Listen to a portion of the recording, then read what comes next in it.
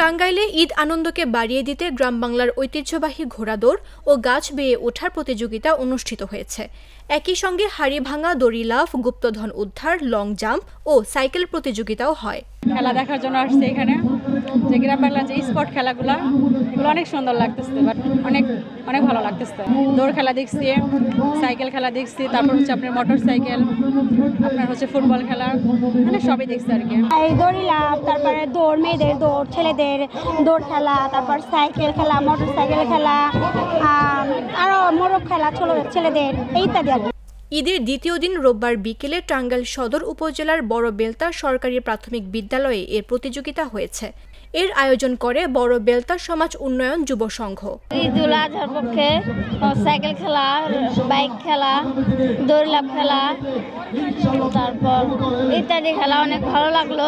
আমার সবচেয়ে খেলা ভালো লাগছে যে মেয়েরা যে ফুটবল খেলা দিচ্ছে, এইটা আমার খেলা ভালো লাগছে। দেখছি হচ্ছে ফুটবল খেলা, লং জাম্প খেলা, দড়ি লাফ খেলা, ফুটবল খেলা, এসব খেলা দেখছি। সকলে সব খেলা আমার কোনো ভালো লাগছে।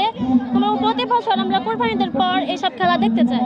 প্রতিযোগিতা দেখতে হাজারো মানুষের ঢল নামে। এতে মূল আকর্ষণ ছিল তৈলাক্ত কলা গাছ বেয়ে ওঠা ও ঘোড়াদৌড়।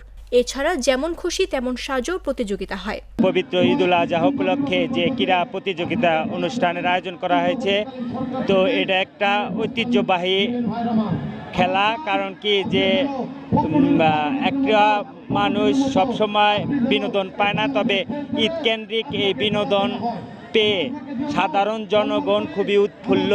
জেলা বিএনপির সাধারণ সম্পাদক ফরহাদ ইকবাল জাগো নিউজকে বলেন, ঈদের আনন্দের মাত্রা বাড়িয়ে দিতে এমন আয়োজন প্রশংসনীয়।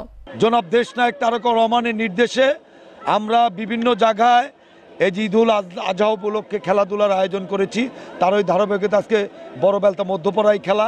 আপনারা জানেন এই খেলায় বিভিন্ন প্রকারের খেলা আপনারা ইতিমধ্যে উপভোগ করেছেন, যে বিভিন্ন আইটেমের দৌড় প্রতিযোগিতা, সাইকেল প্রতিযোগিতা, কলা গাছে উঠা, তারপরে আপনার গোল দেওয়া, মানে বিশাল একটা আয়োজন দেখছেন যেখানে মা বোনরা অংশগ্রহণ করছে।